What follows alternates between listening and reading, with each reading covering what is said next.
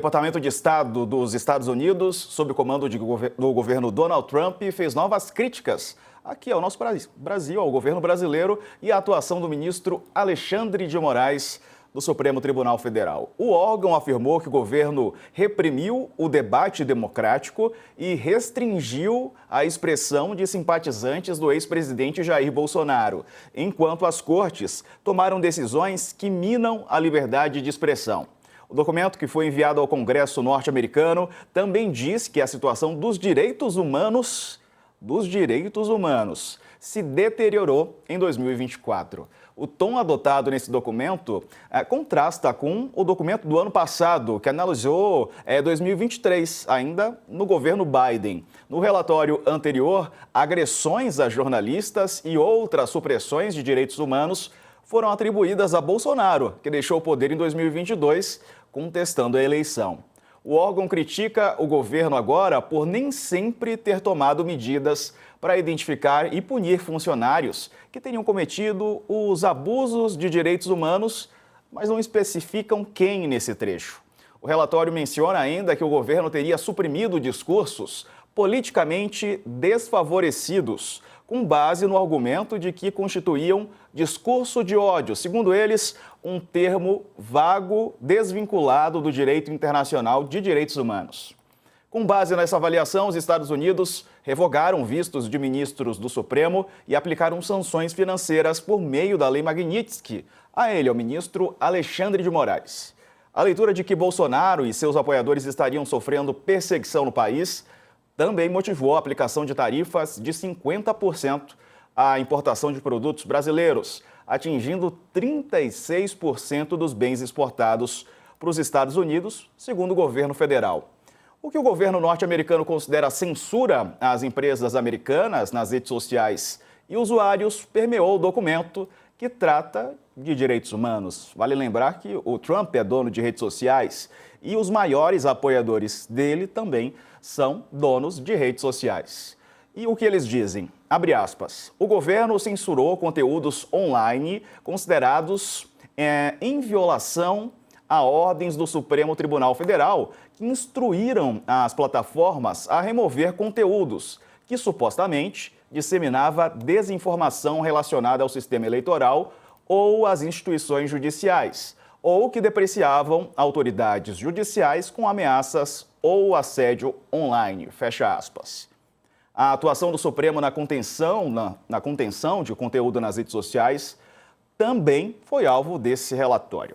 Vamos falar um pouco mais sobre ele. Conosco o colunista Ricardo Couto e o cientista político, professor da FGV, Marco Antônio Teixeira. Bem-vindos, amigos. Boa tarde.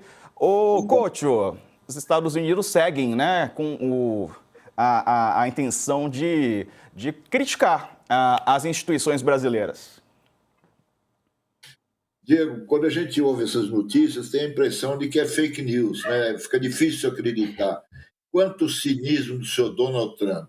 Logo ele, que persegue imigrantes e agora também moradores de rua de Washington, apoia o massacre em Gaza, tira verbas de ajudas humanitárias, vem falar em direitos humanos. Foi o Trump que tirou os Estados Unidos da Comissão de Direitos Humanos da ONU. Os casos que ele cita de violência no Brasil resultam do armamento da população e na licença para a polícia matar no governo Bolsonaro, que ele defende. Trump está mal informado, confunde judiciário com executivo. Cita Brasília como uma das cidades mais seguras do Brasil, e o governador Ibanez Rocha manda uma carta para o Trump criticando Lula, sendo que o governo federal é que dá recursos para a segurança pública do Distrito Federal.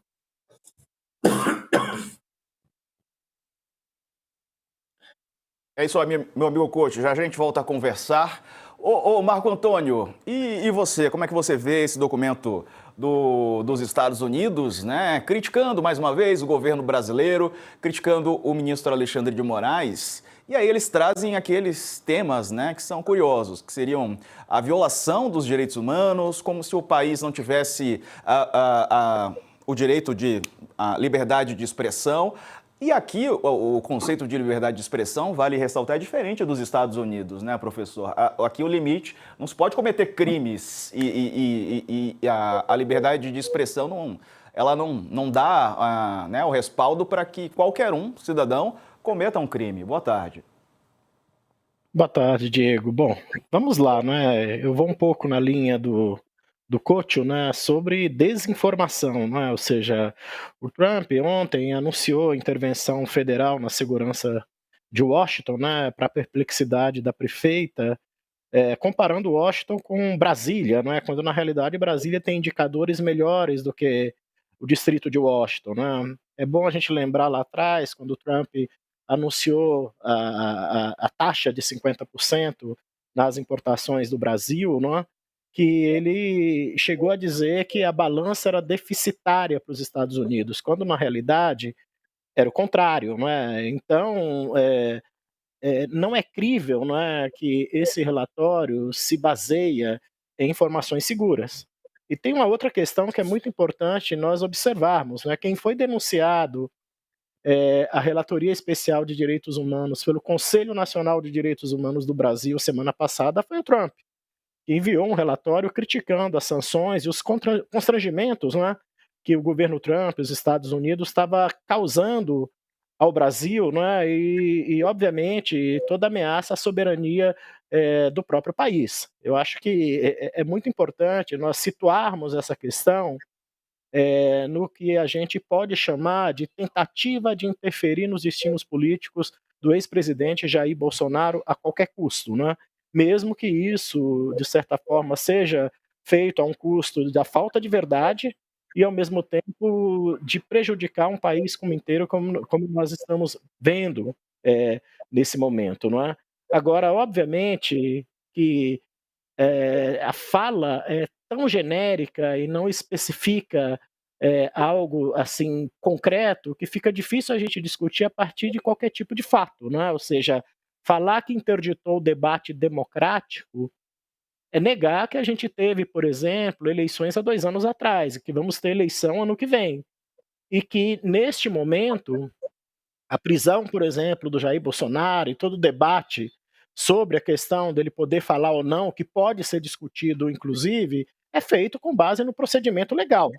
Não é nenhum ato, digamos assim, autoritário, a revelia tomada por uma pessoa, né? E obviamente que temos que lembrar também algo que é muito importante. O Supremo Tribunal Federal é um órgão colegiado, né? Então ele acaba, de certa forma, tentando personificar isso no Alexandre de Moraes, quando na realidade tem primeira turma, tem plenário, tem um conjunto, digamos assim, de situações que impedem o Alexandre de Moraes de ser, de certa forma, aquele que toma decisões sozinhos, né? Então, decisão sozinho. Então, é difícil nós olharmos o que foi o relatório de direitos humanos há um ano atrás, no governo Biden ainda, e isso que, de certa forma, está sendo colocado a público agora pelo governo Trump. Tá? Só dá para atribuir isso à luta política que está sendo desenvolvida de lá para cá, na tentativa, de um lado, de interferir no julgamento que vai ter no Tribunal de Contas e interferir no processo político do país. Uma interferência indevida, inclusive. Vamos chamar para cá o Victor Del Vecchio, ele é mestre em Direito Internacional. Ô, Victor, você que entende muito de direitos humanos, meu amigo, os Estados Unidos trazendo que no Brasil há uma violação de direitos humanos, né? Seria até engraçado se não fosse, né, trágico, do ponto que a gente está sofrendo sanções, inclusive, por conta desse discurso totalmente torto dos Estados Unidos. Aliás, falar que aqui não tem liberdade de expressão, né, que as pessoas não podem se expressar e que existe censura no momento em que o próprio Trump está condenando não, né? Mas ele está ali interferindo em jornais, interferindo em publicações, está punindo também pessoas que o acusam, né? Ou colocam críticas contra ele. Parece até uma ironia, né? Parece brincadeira, mas infelizmente é fato. Uma boa tarde para você. Boa tarde, Diego, Marco, Couto, o pessoal que nos acompanha. Pois é, a gente vê mais uma tentativa do Trump de usar instrumentos jurídicos para dar essa roupagem de legalidade para suas vontades e atos políticos. Então agora ele pega esse instrumento que é algo muito importante, que de fato traz indicativos importantes para a justiça norte-americana, e desvirtua completamente como uma estratégia que ele tem adotado até então de, enfim, interferir na política de outros países, trazendo parâmetros dos próprios Estados Unidos. Então a gente vê isso no que você trouxe agora há pouco, né, em trazer que a liberdade de expressão no Brasil está sendo afetada, sendo que nós temos uma concepção de liberdade de expressão diferente da que existe nos Estados Unidos, tanto é que aqui são vedados, por exemplo, manifestações a favor do racismo, do nazismo, e lá a gente tem grupos como a Ku Klux Klan, bandeiras nazistas sendo hasteadas, né? Enfim, é o Donald Trump fazendo uma erosão da democracia, das instituições e usando um discurso que vai justamente no contrário disso, né? Ele se mostra como o grande representante da legalidade, do que é correto, erodindo todas as boas práticas da política, da diplomacia, da política internacional.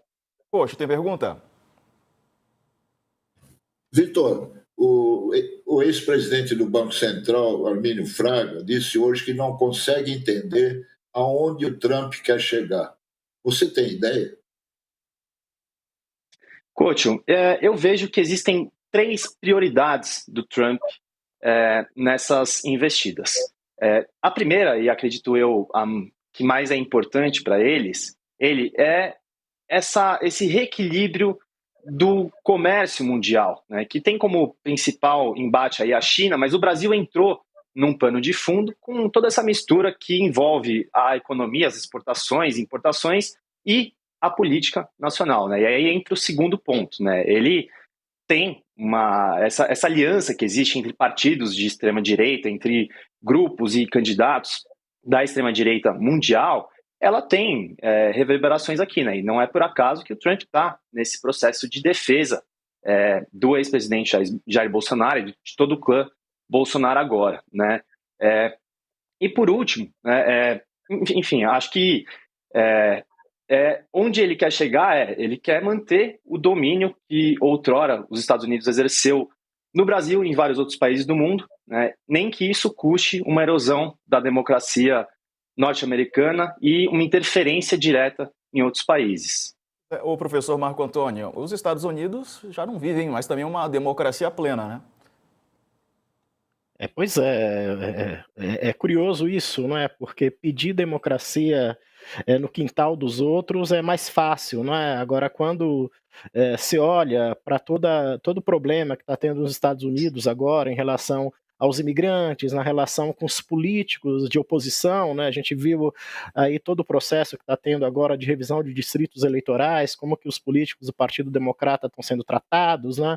A relação com governadores de oposição, como está ocorrendo com governadores de Nova York, da Califórnia, e também agora o conflito com a prefeita de Washington, mostra muito bem que essas relações, do ponto de vista democrático, horizontal, elas deixaram de existir. E o Trump não esconde isso de maneira alguma, não é? Qualquer coisa, a principal retórica que vem como palavra para ele eu mando prender, eu mando afastar, eu intervenho, não é? Então, os Estados Unidos, na minha avaliação, aí eu queria ouvir um pouco o Vitor também, Vitor, está caminhando muito rapidamente para uma autocracia e com pouca capacidade das instituições de colocar algum tipo de freio, não é? Ou seja, o judiciário me parece fragilizado e o poder legislativo me parece um tanto quanto perdido, né? Atordoado nesse momento ainda. Ô, Vitor, e você você... me permite? Pode ir. Eu vou complementar aqui a fala do professor Marco Antônio, aproveitando tua experiência, você é mestre em Direito Internacional, perguntar se você vê violações aos direitos humanos aqui no país. Estou totalmente de acordo com a análise do professor Marco. Acho que os Estados Unidos, eles, de fato, existe essa estratégia do Trump de inundar o judiciário norte-americano com uma série de ilegalidades de uma velocidade mais rápida do que a resposta judicial é capaz de vir, né? Então, até que o judiciário se mobilize e bote um freio no Donald Trump, muita coisa já aconteceu. Ele já conseguiu implementar políticas e atos de governo que, mesmo que uma ordem judicial determine o retorno, ela não vai para o mesmo ponto onde estava antes, né? Entendo também, assim como o professor trouxe, que existe uma certa paralisia, né? Eu fico me perguntando, cadê a oposição democrata agora nos Estados Unidos sendo mais forte, batendo de frente? Eu não consigo entender, na minha análise, por que eles não conseguem fazer frente ao Donald Trump, né? Até me pergunto se isso, de repente, não é uma estratégia de deixar ele se afundar e não entregar resultados com essas políticas que ele está tentando implementar, para daí agora nas eleições de midterms, né, que são as eleições de meio de mandato, ele ter um mau desempenho, né? Lembrando que o Trump ele já está com algumas políticas que não estão dando um resultado econômico tão interessante. Existe uma percepção também, uma fadiga de que essa política migratória ostensiva do Trump, ela também não está sendo tão bem aceita pela população, né? Então, assim, ele tem que começar a ter bons resultados, senão essa conta vai chegar nas eleições, né? E assim, é claro que no Brasil e nos Estados Unidos existem violações de direitos humanos, né? Mas eu não acho que nada do que essas violações que estão sendo apontadas no relatório, elas procedem, né? Eu vejo muito mais uma instrumentalização desse tema que é tão caro, que serve para proteger os mais vulneráveis, a favor justamente da defesa dos interesses da política externa do Donald Trump, dos seus ideais de erosão da democracia, de defesa da extrema-direita mundial. Então, assim, vejo também com bastante preocupação e uma certa tristeza de ver um tema que a gente deveria estar debatendo qual a situação dos presos que estão passando por torturas, que estão sem julgamento há tempos nas prisões brasileiras, e não esses processos que estão correndo dentro do devido processo legal, como o que está julgando o presidente Jair Bolsonaro. Pô, você acha que o governo brasileiro deve responder a esse documento? Olha, eu não sei mais o que é certo que dá para fazer, porque com o Trump você nunca sabe, porque não tem lógica, não existe razão nas coisas que ele faz. Então fica difícil você responder. Não tem nem o que responder. Eu queria perguntar para os dois professores, aproveitar que os dois estão aí, fazer uma pergunta sobre um artigo, uma coluna do Hélio Gaspari, de algumas semanas atrás, em que ele diz que o objetivo final do Trump, nessa ofensiva contra o Brasil, que não tem nenhuma razão objetiva de ser, é desestabilizar o governo Lula e abrir caminho para a volta do Bolsonaro ao poder, para poder servir aos Estados Unidos, né? Principalmente na área de Big Techs e agora dos minérios raros e tal. Quer dizer, o que ele quer fazer é isso, coisa que os americanos já fizeram uma vez no Brasil, em 64, né, quando derrubaram um presidente eleito e abriram caminho para uma ditadura militar que durou 20 anos. Eu queria saber se vocês concordam com esse pensamento do Gaspar. Começa contigo então, Marco. Olha, Couto, a ação, sem dúvida alguma, ela tem um potencial enorme de desestabilização do governo, não é? Primeiramente, obviamente, que com a taxação, não é, que cria um mal-estar do governo com o mercado, sobretudo o mercado interno, não é? E não conseguiu esse objetivo até o momento, não é? O governo aí está preparando um pacote, né, de reação à sanção, mas ao mesmo tempo também, Couto, se a economia ela se deteriorar muito rapidamente, obviamente que isso vai ter reflexos eleitorais com a possibilidade de um opositor mais alinhado com Bolsonaro, que pode inclusive conceder indulto, né? Isso já está na boca de algum dos governadores presidenciáveis, não apenas ganhar a eleição, mas também ter um tipo de relacionamento com o Donald Trump muito mais amigo, muito mais parceiro, né, do que aquilo que seria o relacionamento de um país, né, mais independente. Agora, tem uma outra questão que eu acho que se soma aí, né? Ou seja, você tem a desestabilização política, você tem a questão das big techs, que está nesse cenário, não é? De possibilidade de desestabilização política também, tá? Mas eu acho que a grande questão aí, que o Vitor já trouxe, é a questão do comércio internacional, não é? E também a possibilidade dos BRICS, de fato, ser uma ameaça, não é? Então, ele tenta, digamos assim, com uma ação, tentar acertar vários alvos simultaneamente. E, obviamente, que a situação do Bolsonaro, a presença do Eduardo Bolsonaro e do Paulo Figueiredo ali, quase que na antessala do governo americano, levando e trazendo situações a todo momento, agudizam a situação política e transforma, de certa forma, o governo americano num elemento de desestabilização nesse momento. Não é? Eu nunca vi a embaixada de um país fazer o que a embaixada americana tem feito com o Brasil. Não é? Assim como eu nunca vi aqui no Brasil, tá, governadores de estado se alinharem de tal forma a um ataque à soberania nacional, como a gente está vendo agora também. Tá? Ou seja, a situação ela tem variáveis, não é, tão novas e tão inexplicáveis que nós ficamos variados nesse momento para tentar arrumar uma explicação lógica, mas que a desestabilização política é um objetivo concreto, eu não tenho dúvida. Não é? E talvez dessa vez o objetivo é, inclusive, acertar o alvo eleitoral ano que vem. Você, Vitor?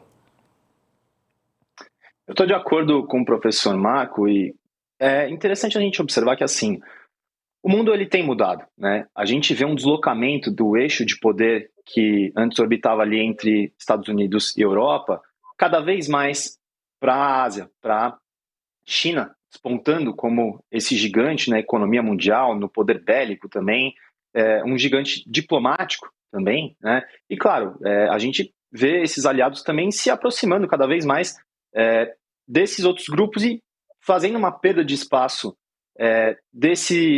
desse bloco norte-americano, europeu, que antes dominava. Né? Isso pode ser visto, inclusive, no nosso comércio exterior, que a China gradualmente se tornou o nosso principal parceiro comercial, desbancando os Estados Unidos, que hoje está em segundo lugar. Então, tudo isso que a gente tem assistido é uma resposta a isso. Né? Os Estados Unidos, eles não querem perder esse posto, e agora eles acharam, tem um governante inescrupuloso que toma essas medidas bastante radicais, e que inclusive tem um pano de fundo de favorecimento pessoal, não é? Não só pelo projeto de poder do Trump, mas pelos próprios ganhos financeiros que ele tem. Né? O Trump ele é dono de rede social, a ele interessa totalmente ter um ambiente desregulado, onde ele possa propagar desinformação, onde ele possa monetizar com discurso de ódio e com todos esses extremismos que ele usa não só para ganhar poder, mas também ganhar dinheiro. Né? Eu acho que isso é uma coisa que a gente não pode perder de vista. O Trump, ele, ao longo de toda a sua história, foi muito hábil em manipular a sua própria imagem pessoal para esse ganho, né, de capital político e de capital financeiro.